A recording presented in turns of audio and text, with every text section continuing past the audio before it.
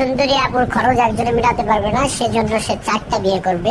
আমরা আর ভিডিওটা দেখে আসি এবং কমেন্ট গুলো পড়ে আসি। চলো। আমার মতো সুন্দরীকে বিয়ে করতে গেলে অবভিয়াসলি 10 লাখ টাকা বেতন হওয়া লাগবে। বিদেশি ছেলে হইলে তো মনে করেন 20-25 লাখ দিয়ে দিত মাসে, কিন্তু বাংলাদেশি ছেলে তো পারবে না। তো এটার গ্যাপ পূরণ করতে গেলে 4টা বিয়ে করা লাগবে।